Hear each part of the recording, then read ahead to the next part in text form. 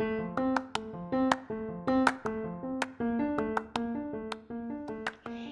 you ever thought about starting your own podcast, you should check out Riverside. Riverside is an online recording studio that lets you record podcasts and video in studio quality from anywhere. And if you click on the affiliated link in the episode description and you buy a subscription, you will also be supporting the podcast. And if you are going to start your own podcast, or you just want to continue to listen to great podcasts, you're going to need headphones or speakers. If you click on the Amazon affiliated link, you can get great deals on headphones and speakers. And if you make a purchase, it will also help support the podcast. And if you ever want to read a book I have mentioned on this podcast, I now have an affiliated link for Bookshop. All the affiliated links that I mentioned will be in the episode description for this episode.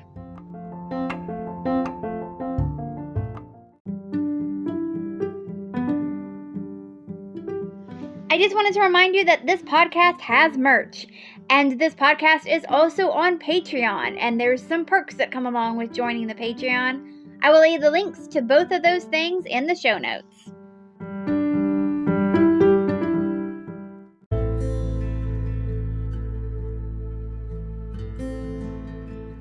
Imagine that you are the subject of this week's episode. You came from being born into poverty. You were orphaned. You finally caught a break and was sent to a foreign land to receive a better education. Then, that foreign land that you now call home goes to war. You join the war to help raise your social status. Not only do you manage to do that, but you also manage to help win the war. Now all that is left to do is help birth a nation. Easy, right? Hi, my name is Courtney Jewell, and you are listening to the 12th episode of the 4th season of History Shelf, a podcast about history that proves that sometimes fact is even more interesting than fiction. We are in season 4 of History Shelf, and it is titled, They Are a Rainbow. This season of History Shelf, I will be covering each week a historical figure that was a part of the LGBTQIA community. These were people that during their time they had to hide a part of their identity from the world. So while I fully believe that those who were out and proud in their lifetime, even if it had the potential to cost them everything, deserved to be praised and recognized, those are not the people that I will be covering this season. I am covering the ones that were made to love in the shadows, the ones that had to hide to most or all of the people around them. Now, I know that sexual orientation and gender identity are complex, and some of the terms that I will use to describe these subjects were not around in some of their lifetimes. So some of these subjects obviously would not have used the same words to describe themselves as I will be using. But I don't want to get too hung up on my wording. I just want to celebrate a part of these individuals that in their time there was pressure all around them to feel shame about. I want to focus on that love and gender are not black and white. They are a rainbow. And for this week, I am talking about Alexander Hamilton once again.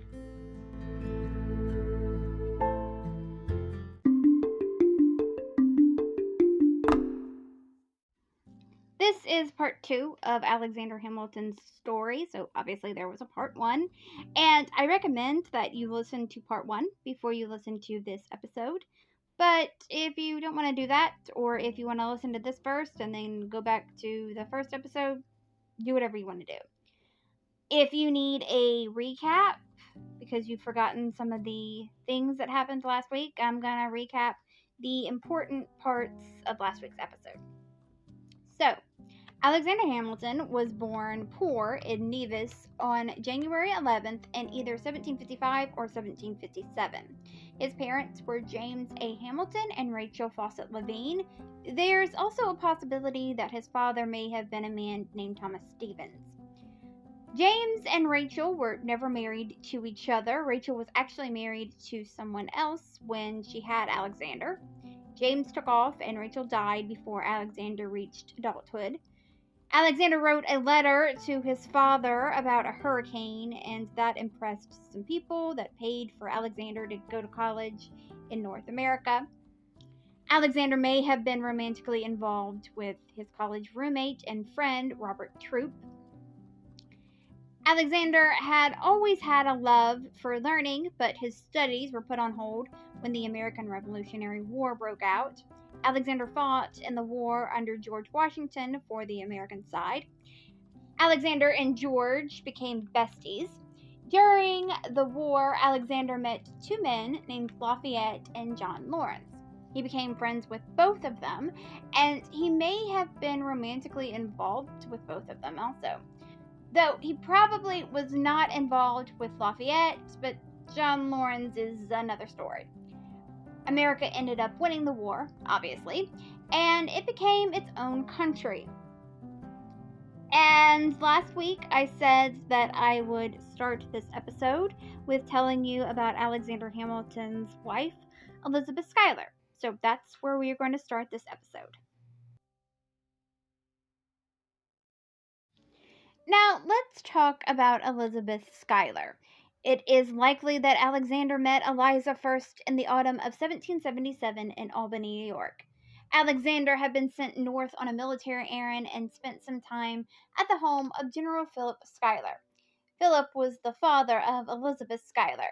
He was also the father of a woman named Angelica Schuyler. He had more children, including some sons. Yes, the part of the Hamilton musical where Angelica sings that her father has no sons, that was not true. But the only children of Philip Schuyler that matter to this story are Eliza and Angelica. In the cold winter of 1779 and 1780, the Continental Army made its winter quarters in Jockey Hollow near Morristown, New Jersey. The fighting was basically put on hold until the spring. Some officers had their families join them. Eliza, her mother Catherine, and her sisters Angelica and Margarita were guests of her Aunt Gertrude and her husband, Dr. John Cochrane. He was serving as the Army's Surgeon General. George Washington and 35 of his officers each pledged $400 to host 3 subscription balls. I looked up what a subscription ball was, and it said that a subscription ball was often held to raise money for the local hospital or fire brigade. There were expectations from these balls. Those attending expected that there would be good food, an orchestra, and an opportunity to wear their best clothes. The first ball took place on February 23, 1780. At this ball, Alexander and Eliza met for the second time. After the ball, Alexander and Eliza exchanged letters daily, and Alexander became a frequent caller at Dr. John Cochrane's house. Shortly after the first subscription ball, and before the snow had melted all away, Alexander and Eliza were engaged to be married. The pace at which their relationship happened wasn't too uncommon for wartime.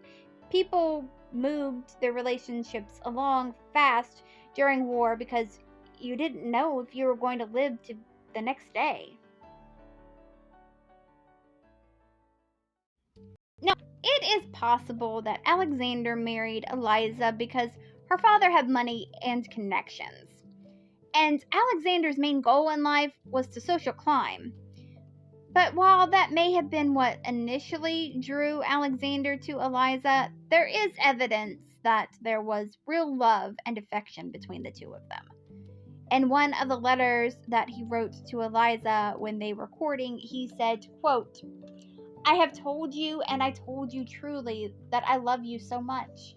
You engross my thoughts too entirely to allow me to think of anything else. You not only employ my mind all day, but you intrude upon my sleep. I meet you in every dream, and when I wake I cannot close my eyes again for ruminating on your sweetness. 'Tis a pretty story indeed that I am to be thus monopolized by a little nut-brown maid like you, and from statesman and a soldier metamorphosized into a pung lover. I believe in my soul you are an enchantress, but I have tried in vain, if not to break, at least to weaken the charm you maintain your empire in spite of all my efforts, and after every new one I make to withdraw myself from my allegiance, my partial heart still returns and clings to you with increased attachment. To drop figure, my lovely girl, you become dearer to me every moment. I am more and more unhappy and impatient under the hard necessity that keeps me from you, and yet the prospect lengthens as I advance." End quote. He also wrote to Eliza in another letter written on July 13th, 1781. Quote, "Nature has given you a right to be esteemed, to be cherished, to be beloved, but she has given you no right to monopolize a man whom, to you, I may say, she has endowed with qualities to be extensively useful to society." End quote. Can we just take a moment and talk about how much Alexander loved himself? Here he told Eliza he had qualities to be extensively useful to society. In one of his letters to John Lawrence, he called himself a prize. Alexander may have loved women, and he may have loved men, but above all else, he loved himself. Alexander even wrote Eliza a poem like he did with Robert Troup. Unlike those poems, we know the poem that Alexander wrote to Eliza. The poem is titled Answer to the Inquiry Why I Sighed. The poem goes, quote, "Before no mortal ever knew a love like mine so tender, true, completely wretched you away, and but half blessed even while you stay. If present love," and the next word is not legible, he goes on, "face, deny you to my fond embrace, no joy unmixed my bosom warms, but when my angel's in my arms." End quote. Eliza attached the folded up poem to a chain, and she wore it around her neck for the rest of her life. Eliza's father Philip gave his blessing for Alexander and Eliza to be married, and they were, on December 14th, 1780. Together they had 8 children. Their son Philip was born on January 22nd, 1782. Their daughter Angelica was born on September 25th, 1784. Their son Alexander Jr. was born on May 16th, 1786. Their son James Alexander was born on April 14th, 1788. Their son John Church was born on August 22nd, 1792. Their son William Stephen was born on August 4th, 1797. Their daughter Eliza was born on November 20th, 1799. And they had another son named Philip. Philip number 2 was born on June 2nd, 1802. They also took in an orphan named Frances Antill in 1787. She was 2 years old at the time, and she lived with them for 10 years. I don't know the circumstances surrounding her. I don't know what happened to her parents. I don't know if Alexander and Eliza knew her parents, and I don't know why that she only stayed with them for 10 years.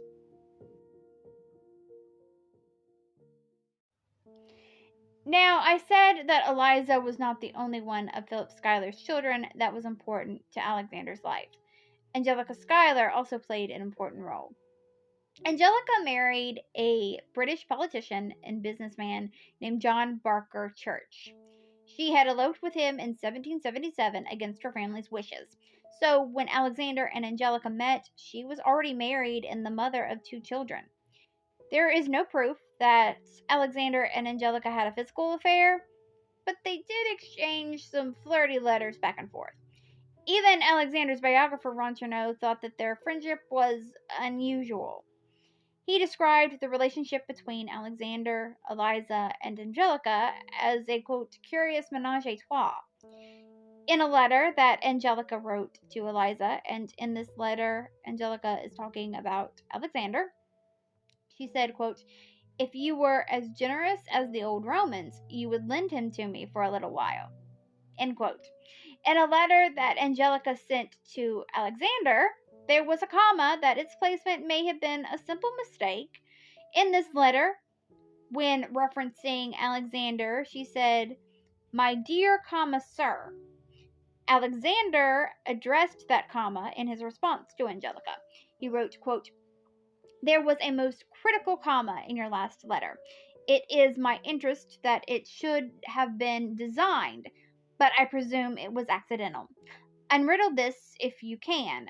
The proof that you do it rightly may be given by the omission or repetition of the same mistake in your next. End quote. And he signed that letter, adieu, ma cher, comma, sir, which translated from French, that means my dear, comma, sister. I think in this letter he could be flirting with Angelica, or he could just be trying to be cheeky. In another letter that Alexander wrote to Angelica, he said, quote, "You hurt my Republican nerves by your intimacy with amiable princes. I cannot endure that you should be giving such folks dinners, while I, at the distance of 3,000 miles, can only console myself by thinking of you." End quote. Alexander's biographer, Ron Chernow, even said that he believed that it could have been possible that Alexander would have married Angelica instead of Eliza if Angelica would have been unmarried when Alexander met her. Before I talk about Alexander's life after the American Revolutionary War, I want to talk about his views in relationship with slavery. For a long time, Alexander was portrayed as an abolitionist, but recently it has been discovered that that wasn't exactly the case. Alexander never spoke out for slavery, but whenever it came down to achieving his goals or opposing slavery, he chose his goals every single time. Like, for instance, I told you in last week's episode that Alexander grew up poor and he wanted to climb through the ranks of society. That is part of the reason why he was so hungry for war. He knew that a war could help him social climb. He even wrote to his friend Edward Stevens in 1769 that he had a desire for a war so that he could rise above his station. Edward was the son of Thomas Stevens, and if you remember from last week's episode, there was a chance that Thomas Stevens was Alexander's father. So, to social climb, Alexander had to rub elbows with some upper class people. Some of those people were slave owners. So, if speaking out against slavery meant that Alexander would maybe lose an important connection that he had made, then he remained silent. One of those upper class people that owned slaves that Alexander had rubbed elbows with was his father in law, Philip Schuyler. Alexander even bought and transferred slaves for his in laws. He bought slaves for his sister in law, Angelica, and her husband. Another slave owner that Alexander was close with was George Washington. George had Alexander write a letter to Colonel Eylas Dayton to return a slave that was taken by a party militia that belonged to a Caleb Wheeler. Alexander did as he was told. Alexander was also committed to forming a union after the war. He knew that they would lose the southern states if they abolished slavery.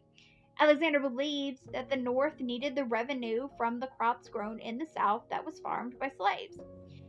He was a supporter of the Three-Fifths Compromise, and that was the agreement between delegates from the northern and the southern states at the United States Constitutional Convention that 3/5 of the slaves' population would be counted for determining direct taxation and representation in the House of Representatives. It has even recently been discovered that Alexander owned slaves himself.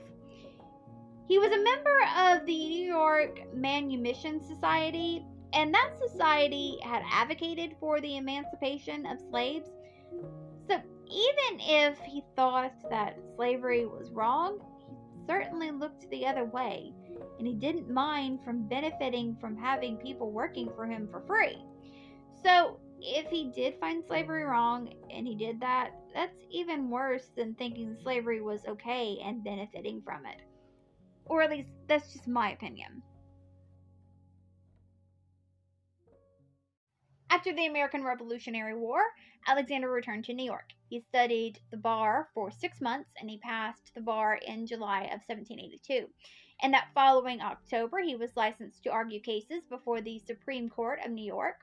Robert Morris was a merchant, and he was also a fellow founding father of the United States. He gave Alexander an offer to become receiver of the continental taxes for the New York state. Alexander became an original member of the Society of the Cincinnati. That was an organization of veteran officers founded in 1783 to ensure that the principles of the Revolution and sacrifices of the war were not forgotten. He would become the Society's second president. General George Washington was the first. In July of 1782, Alexander was appointed to the Confederation of Congress. He was part of a nationalist faction when he was in Congress. This faction's actions led to what is called the Newburgh Conspiracy.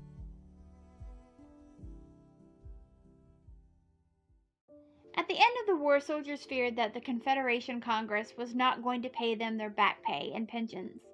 In 1780, Congress had promised the soldiers a lifetime pension of half of their pay. In 1782, Robert Morris stopped paying the army to save money and said that it would be made up at the end of the war. Throughout 1782, soldiers wondered when they were going to get paid. They made memos and petitions on the matter, but Congress was just dragging their feet. Some general officers got together and they made a memo, and they said that they would be willing to accept a large sum instead of their pension for their lifetime. They also said that in the memo, any further experiments on their patients may have fatal effects. The problem was there was no money to be given. The treasury was empty.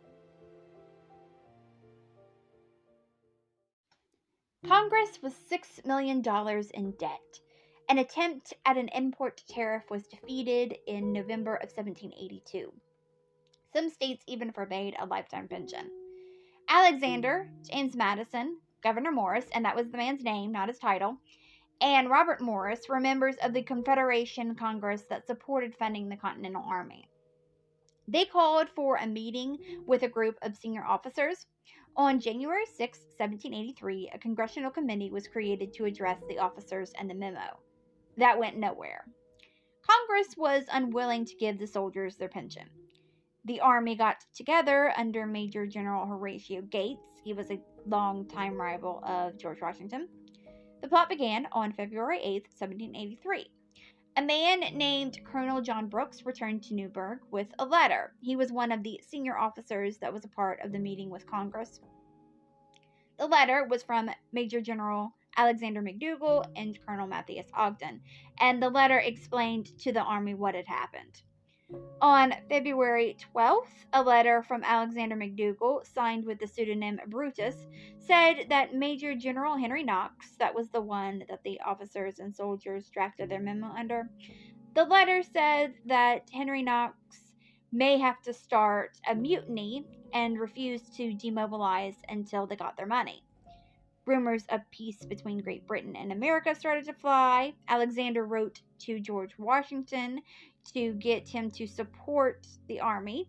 His response was, quote, "To me, it is clearly my opinion, unless Congress have powers complacent to all general purposes, that the distresses we have split in the course of an 8 years' war will avail us nothing." End quote. Henry Knox's response to Alexander McDougall on February 21st was that the army was, quote, "a sharp point which will never be directed other than against the enemies of the liberties of America," end quote. There was an anonymous letter that circulated through the Newburgh camp in March of 1783. It called for an ultimatum to be sent to Congress demanding their money. George Washington heard about the letter, so he called for a meeting on March 15th, but no one thought that he would show up. But he did. He spoke to the soldiers, and this is what he said. Quote, Let me conjure you in the name of our common country, as you value your own sacred honor, as you respect the rights of humanity, and as you regard the military and national character of America, to express your utmost horror and detestation of the man who wishes under any specious pretenses to overturn the liberties of our country, and who wickedly attempts to open the floodgates of civil discord and deluge our rising empire in blood. Let me request you to rely on the plighted faith of your country and place a full confidence in the purity of the intentions of Congress.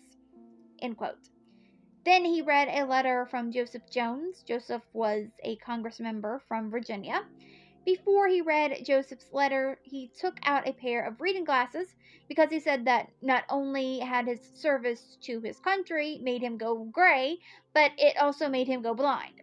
The combination of his surprise visit, the words that he said in his Newburgh address, him pulling out his reading glasses and talking about the service that he made to his country, caused all of the soldiers to calm down, and they saw that what they were planning was a bad idea. Some even started to cry. So they waited longer for their pay. Word about what George had done and said made its way to Philadelphia.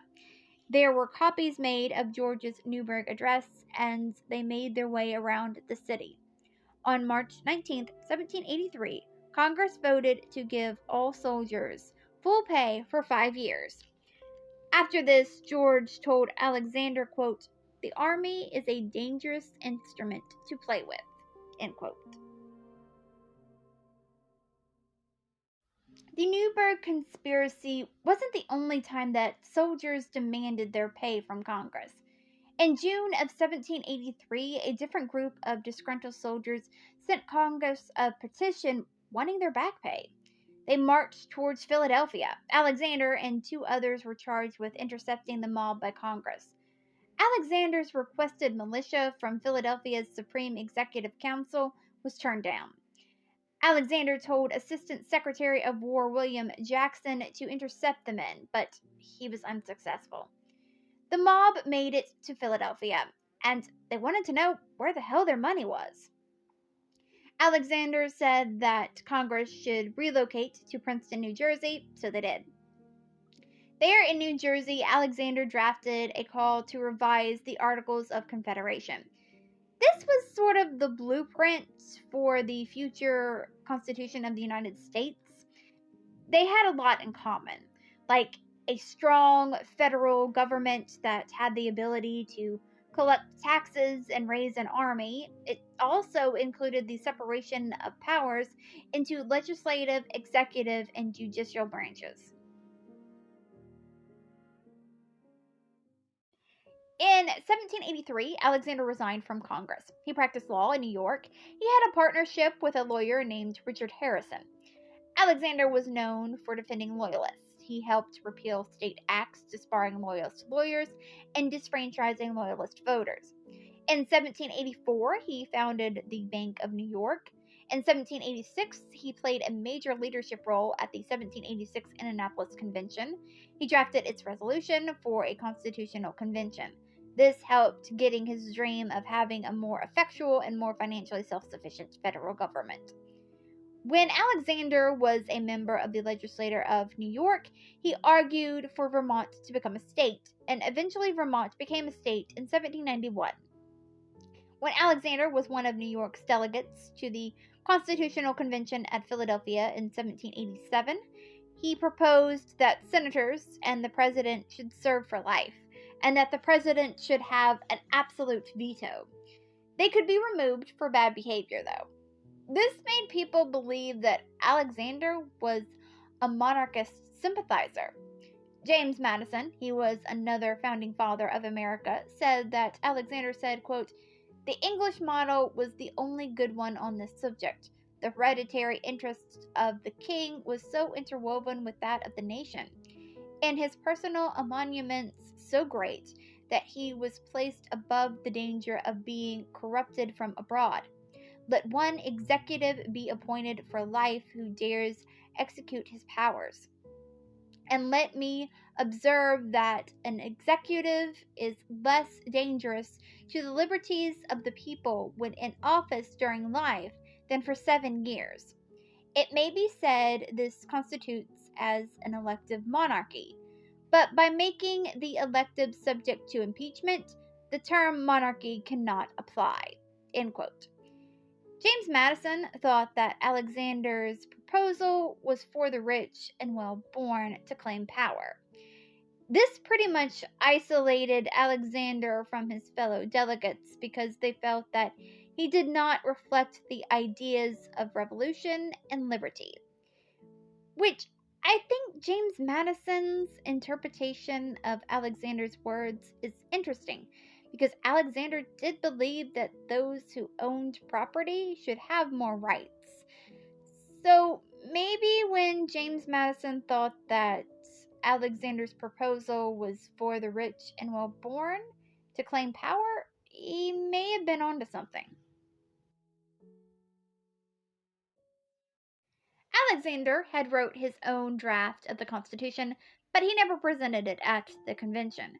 Most of what he wrote in his own draft of the Constitution were features in the actual Constitution.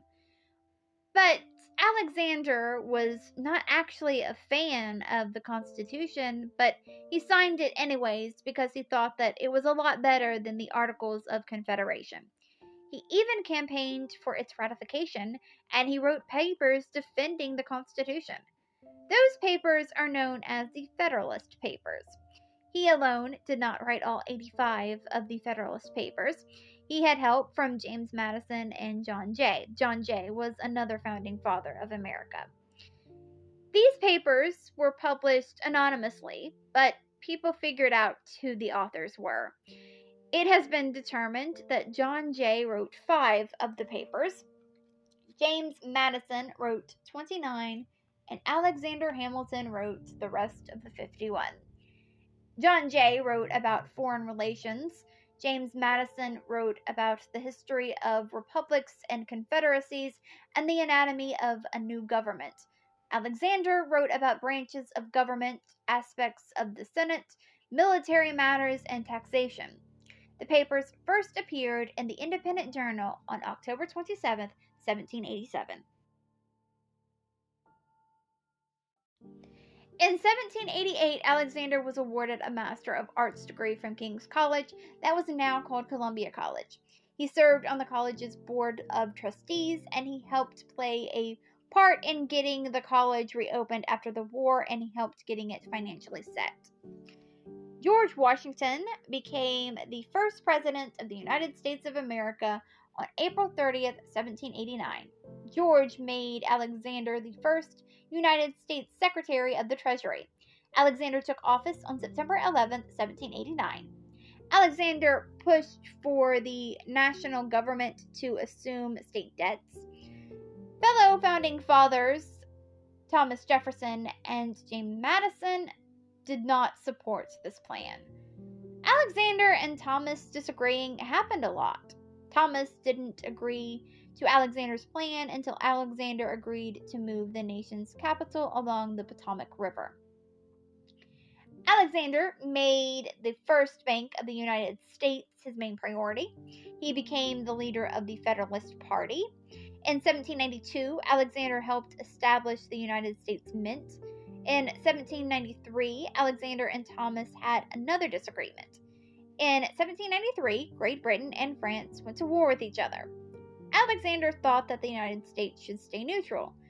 Thomas thought that the United States should back France. George Washington agreed with Alexander. Thomas resigned from Secretary of State in December of 1793 because George often agreed with Alexander. Smuggling off the coasts of America was an issue. This issue started before the American Revolutionary War, and it just got worse after the war. Alexander's solution to this problem was to propose to Congress that they should enact a naval police force called revenue cutters. They would patrol the waters and assist the custom collectors with confiscating contraband. Congress established the Revenue Cutter Service on August 4, 1790. This is viewed as the birth of the United States Coast Guard. Now we need to talk about the Whiskey Rebellion. There was a whiskey tax that was enacted by the federal government. This led to the Whiskey Rebellion in 1794 in western Pennsylvania. This was an uprising of farmers and distillers. The rebellion was feared that it would turn into a revolution. So, like I have been saying, a lot of the states were in debt after the war. Alexander wanted the federal government to take on that debt, and he also wanted to put a tax on whiskey. This was one of the few times that Alexander and George Washington did not agree. George wanted to know what the people thought about a tax on whiskey. So he went to Virginia and Pennsylvania, and he went around asking the people. Local government officials were enthusiastic about the tax. They were like, "That's an excellent idea, Georgie." So then George went back to Congress and he told them that taxing whiskey was a good idea. It was not. It appears the government officials had no idea what the people wanted. I'm so glad that the United States no longer has that problem. That's sarcasm if you can't tell. Protests began as soon as the bill was passed. Small producers thought that the tax was unfair to them. Large producers paid the tax annually at the rate of 6 cents per gallon, and the more they produced, the more tax breaks they got. Small producers had to pay 9 cents per gallon in taxes. So, the little guy got taxed out of his ass while the big guy was getting tax breaks. Oh man, I'm so glad that giving tax breaks to the rich while taxing the poor more is no longer something that we do in the United States anymore. Of course, I'm using sarcasm again. Many just refused to pay the taxes. They would also intimidate the officials that went around collecting the taxes. Some even threatened violence.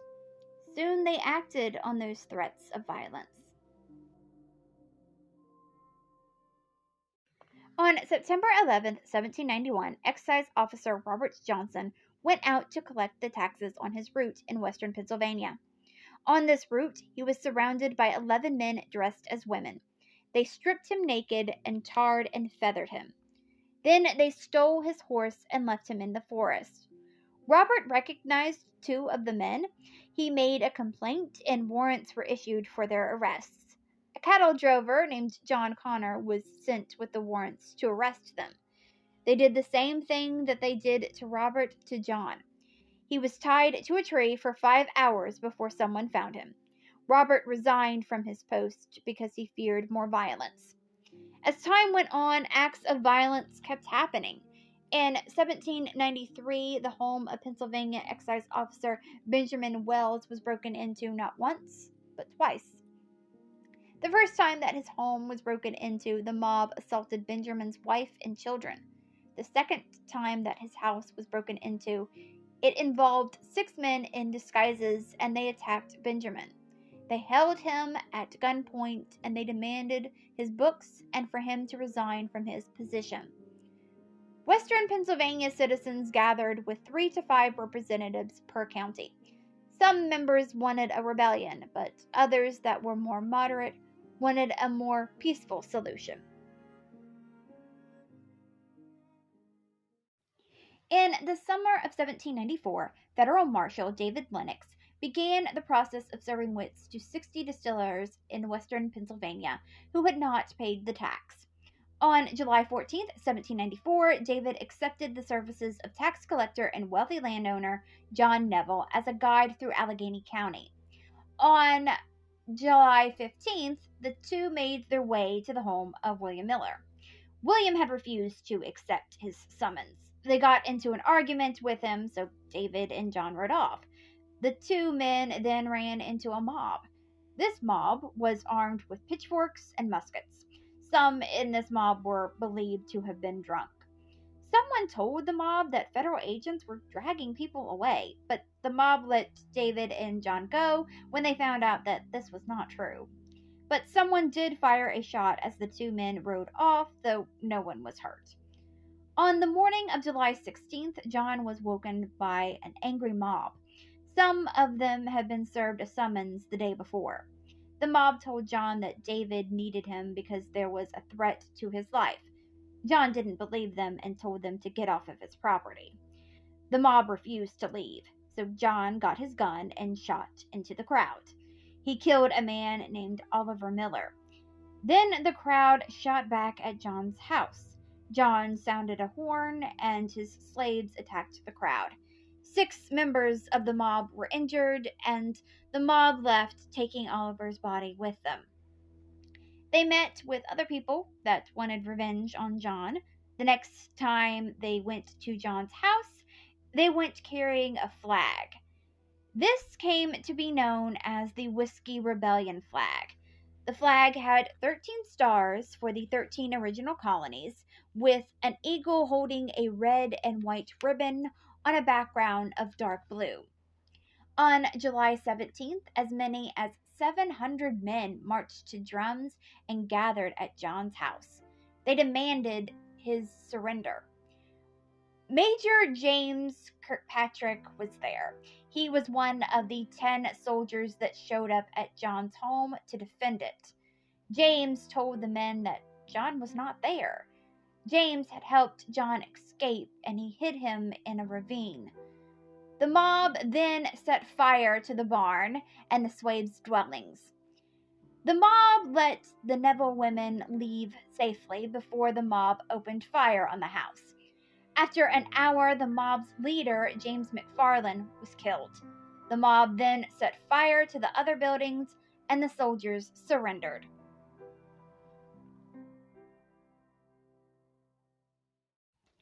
John's Bower Hill estate was burned to the ground. Less than a week later, the mob met with local dignitaries who warned that George Washington would send a militia to strike them down, and they had to strike first. David Bradford, who was a wealthy landowner, along with several other men, attacked a mail carrier. They found 3 letters from Pittsburgh that expressed disapproval of the attack on John's property. Pittsburgh was fearful of violence. The city sent a delegation to say that the writers of those 3 letters had been expelled from Pittsburgh, and they offered a gift of several barrels of whiskey. The mob got drunk on the whiskey, and they marched peacefully through Pittsburgh. Alexander wanted to send troops to Pennsylvania, but George Washington instead sent a peace envoy. The peace envoy failed. George then met with his cabinet officials and proved that the mob had been violent. Supreme Court Justice James Wilson ruled that a military response was justified. George assembled more than 12,000 men and formed a militia. George first met with the mob, and they told him that all was good and that the militia was not needed. George wasn't so sure of that. So the militia marched into western Pennsylvania, and the men were angry, but there was not much violence, and the militia rounded up the rebels. The rebellion's instigators had already fled, and the ones that were arrested were not involved in the rebellion. They still had to march to Philadelphia to stand trial. 2 of the men were found guilty of treason, but George Washington pardoned them. The whiskey tax remained in effect until 1802, and even then, most were not paying the tax anyways. So that was not the best idea that Alexander had. Alexander had another bump in the road. In 1791, Alexander formed the Society for the Establishment of Useful Manufactures with a man named Tench Coxe. He was a politician. Alexander and Tench, along with several entrepreneurs from New York City and Philadelphia, formed this private industrial corporation. This was founded to promote the industrial development along the Passaic River in New Jersey. The company was not successful. A lot of the shareholders reneged on stock payments, and some of the members went bankrupt. The governor of the program, William Dewar, even ended up in debtor's prison, and that's where he died. Alexander tried to save the company, but his efforts did not work. And that's where I'm going to stop this week's episode. I think I'll be able to wrap up Alexander's life next week. Next week, I will start the episode by talking about the 1791 New York Senate race. There was a candidate in that race. His name was Aaron Burr, and he played an important role in Alexander's life. Thank you so much for listening to the 12th episode of the 4th season of History Shelf. I am covering 15 people this season, but who knows how many episodes it's going to be. Next week's episode will be Alexander Hamilton Part 3. A few things before we go. If you want to follow this podcast on social media, the TikTok is at History Shelf, the Twitter is at History Shelf Pod, the Instagram is at History_Shelf_pod, and the Facebook page is History Shelf Podcast. If you want to help out this podcast financially, there are a few ways you can do that. One is you can buy merch from the History Shelf merch store, or you can become a Patreon. This podcast is always going to be free, but there are some perks that come along with becoming a Patreon. The first tier is called History Student, and that is $1 a month. And with that, I will send out a shout out to you on all social media platforms that History Shelf is on. I will also choose one Patreon at random for each episode I do, and at the end of the episode, I will give that Patreon a shout out. The next tier is called History Fan, and that is $3 a month. And with that, you get the first tier, plus you get to vote in a poll that helps me choose the theme for the next season of this podcast. The third tier is called History Buff, and that is $20 a month. And with that, you get the first 2 tiers, plus you will get a handwritten note of thanks mailed to you from me. And the last tier is called History Lover, and that is $40 a month. And with that, you get the first 3 tiers, plus you get to choose one item from the History Shelf merch store.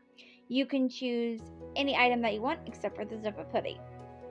You can also take out ad space on this podcast. I have a gig on Fiverr that lets you do that. Also, if you click on one of the affiliated links, there's one for Riverside, there's one for Amazon, and there's one for Bookshop. If you click on one of those links and you buy something, that helps support the podcast. But if you don't want any of the merch, and you don't want any of the perks, and you don't want to buy anything, but you still want to help support the podcast, I have turned on listener support on Spotify for podcasters. The links to everything that I just mentioned will be in the show notes. But, as always, the best way that you can help support this podcast is to just continue to listen to it. And there are a few other ways you can help out for free. One is if you are listening on a platform that lets you rate this podcast 5 stars and or leave a positive review. If you do that, that would be very helpful. Also, sharing this podcast on social media with your friends and family would be very helpful. Alright, well, until next time, keep learning, keep loving history, and come back for next week's episode. Bye.